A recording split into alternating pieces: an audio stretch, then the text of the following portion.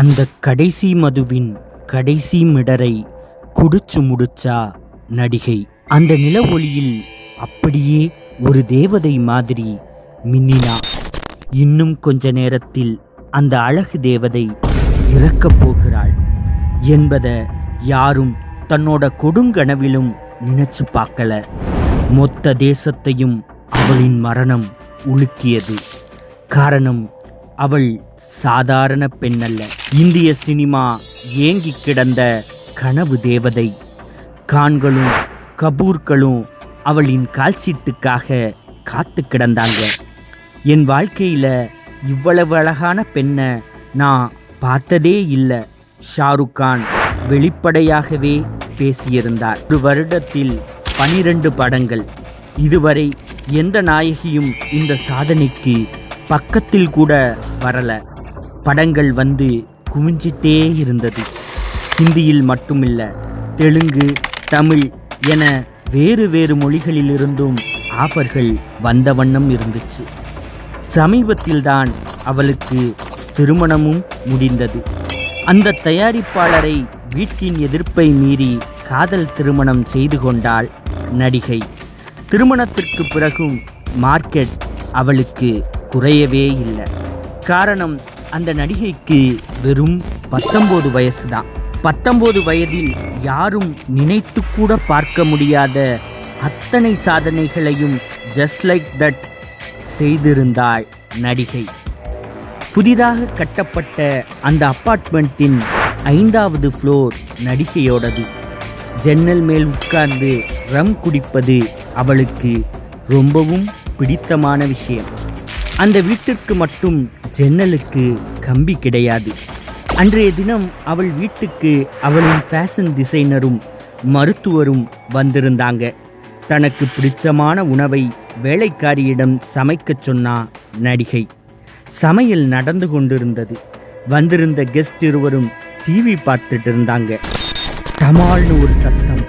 ஒரு நிமிஷம் யாருக்கும் எதுவும் புரியல. இரத்த வெள்ளத்தில் மிதந்து கிடந்தா நடிகை. எட்டி பார்த்தவர்கள் அதிர்ச்சியில் உறைஞ்சு போனாங்க. தயாரிப்பாளர் ஷாஹித் நதியத்வாலாவை அவரின் அம்மா அழைத்தார். ஷாஹித், எங்க இருக்க? உடனே மும்பை ஹாஸ்பிட்டலுக்கு வா. அம்மாவின் குரலில் அத்தனை பதட்டம். என்னாச்சுமா? யாருக்கு என்ன? நீ வாப்பா. அம்மா காலை துண்டித்தாள்.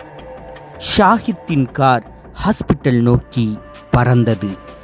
ஒரே கூட்டம். ஒரு பெண்ணின் உடல் வெள்ளை துணியால் மூடப்பட்டிருந்தது. ஷாஹித் மெதுவாக சென்று துணியை விலக்கி பார்த்தார். அப்படியே உதறல் எடுக்க தரையில் விழுந்தார். வாயில் நுரை நுரையாக கொட்டியது. இதயம் வெடித்துச் சிதறுவது போன்ற வலி. காதல் மனைவி கண்முன்னே பிணமாக கிடப்பதை பார்த்ததன் விளைவு அது. இருவருக்கும் திருமணம் முடிந்து சில மாதங்கள்தான் ஆகியிருந்தது. ஷாஹித்துக்காக தன் மதத்தையே மாற்றியிருந்தார் அந்த நடிகை. நடிகையின் இறப்பு பல்வேறு கேள்விகளை எழுப்பியது. ஏன் 5th ஃப்ளோரில் மட்டும் ஜன்னல் கம்பி இல்லை? அந்த இரவில் ஷாஜித் எங்கே போயிருந்தார்? அந்த ஜன்னலின் கீழ்ப்புறம் எப்போதும் நிற்கும் கார்கள் அன்று மட்டும் நிற்காதது ஏன்?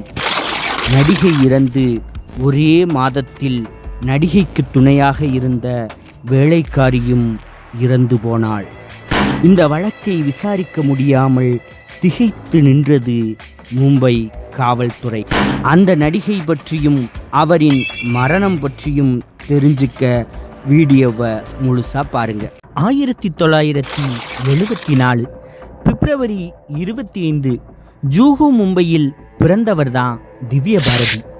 அப்பா ஓம் பிரகாஷ் பாரதி, அம்மா மீதா பாரதி, தம்பி குணால். இதுதான் திவ்யாவோட சின்ன குடும்பம். குழந்தையா இருக்கும்போதே அப்படியே பொம்மை மாதிரி இருந்திருக்கிறார் திவ்யா. ஒரு நாள் காரில் உட்கார்ந்திருந்த திவ்யாவை பார்த்து ஏதோ பொம்மை தான் என நினைச்சு ஒருவர் இந்த பொம்மையை எங்க வாங்கினீங்க என திவ்யாவின் அம்மாவிடம் கேட்க, இது ஏன் பொண்ணுங்க என பதட்டத்தோடு பதில் சொல்லியிருக்கிறார் திவ்யாவின் தாய். அந்த அளவு மொத்த அழகையும் குத்தகைக்கு எடுத்த குழந்தையாக இருந்திருக்கிறார் திவ்ய பாரதி. அத்தனை அழகாக இருந்த திவ்ய பாரதிக்கு படிப்பு சுத்தமாக வரலை.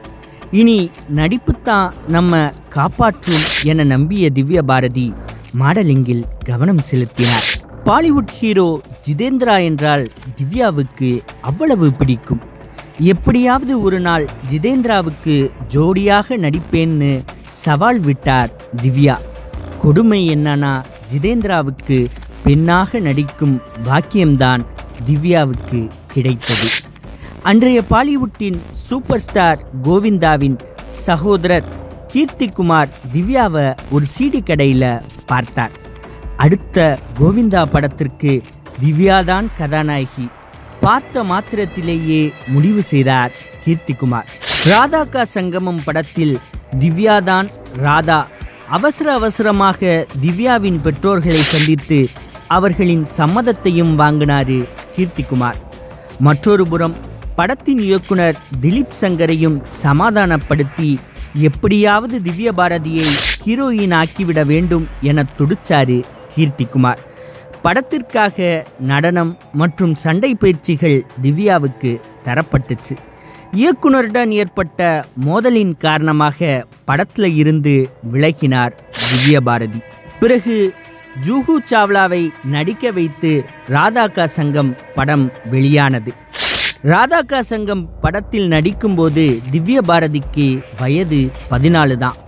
அந்த அளவு மெச்சூரிட்டி இல்லாததால அவரிடம் சரியான நடிப்பையும் நடனத்தையும் எங்களால் வாங்க முடியலை. அதனால தான் திவ்ய பாரதியை படத்திலிருந்து நீக்கினோம் என காரணம் சொன்னார் கீர்த்திகுமார். திவ்யாவை என்னதான் பாலிவுட் கைவிட்டு இருந்தாலும் அவரை இருகரம் கூப்பி அழைச்சது டோலிவுட். தெலுங்கு சூப்பர் ஸ்டார் வெங்கடேஷின் அப்பா தயாரிக்கும் புது படத்திற்கு திவ்யாதான் சரியாக இருப்பார் என தேடி பிடித்து திவ்யாவை அழைச்சாங்க. தெலுங்கு படமான பொம்முலி ராஜாவில் கதாநாயகியாக அறிமுகமானார் திவ்ய பாரதி. அப்போ அவருக்கு வயசு 16 தான். படம் அதிரிபுதிரி ஹிட். கிட்டத்தட்ட 3.5 கோடி டிக்கெட் விற்று சாதனை படைத்தது பொம்முலி ராஜா. வந்தாரை வாழ வைக்கும் தமிழகம் திவ்ய பாரதியை விட்டுவிடுமா என்ன?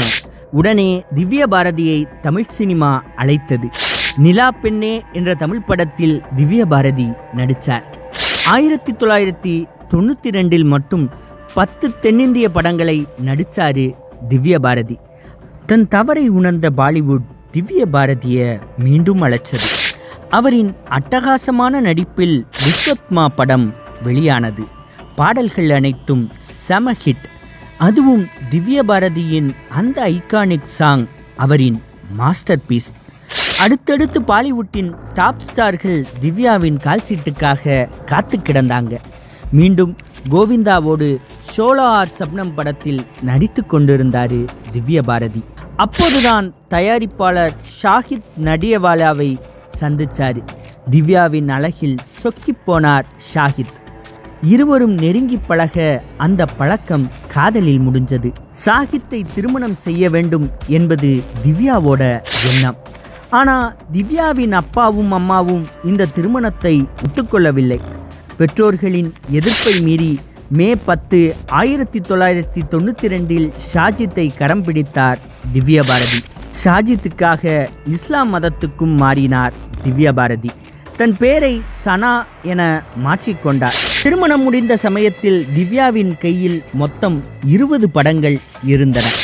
1993 வெளியான திவானா படம் திவ்ய பாரதிக்கு ஃபிலிம்ஃபேர் அவார்டை பெற்றுக் கொடுத்தது. ஷாருக் கான் ஹீரோவாக அறிமுகமான முதல் படம் இதுவே. படம் செம ஹிட். அத்தனை பிஸியாக சென்னை, ஹைதராபாத், மும்பை என ஓடிக்கொண்டே இருந்தார் திவ்ய பாரதி. ஏப்ரல் 4 சென்னையிலிருந்து நேராக மும்பை வந்தார் திவ்ய பாரதி. தன் அம்மாவின் வீட்டுக்கு சென்றவர் ஏனோ அன்றைய தினம் முழுக்க தன் அம்மாவுடனேயே இருந்தார். திடீரென சாஜித்திடமிருந்து அழைப்பு வந்தது. நீ எங்கிருக்கிற? உடனே நம் வீட்டுக்கு வா. உனக்காக நீதாலுல்லா காத்திருக்கிறார். அன்டோலன் என்கிற புதிய படத்திற்கு புது காஸ்டியூம் டிசைனர் வேண்டும் என்று கேட்டாயே, அதற்காக வந்திருக்கிறார் என சொன்னார் சாஜித். திவ்யா உடனே தன்னுடைய வீட்டிற்கு சென்றார். அது 5 மாடி கட்டிடம். திவ்யாவுக்கு 5வது மாடியில்தான் வீடு. திவ்யா வீட்டுக்கு வந்ததும் தனக்கு அவசர வேலை இருப்பதாக சொல்லி சாஜித் வீட்டை விட்டு வெளியேறினார். இப்போது வீட்டில் திவ்யாவும் திவ்யாவின் வேலைக்கார பெண் அமிர்தாவும் மட்டுமே இருந்தார்கள். இரவு 10 மணி வாக்கில் திவ்யாவை சந்திக்க நீதாலுல்லாவும் அவரது கணவர் ஷாமும் திவ்யாவின் வீட்டிற்கு வந்தார்கள்.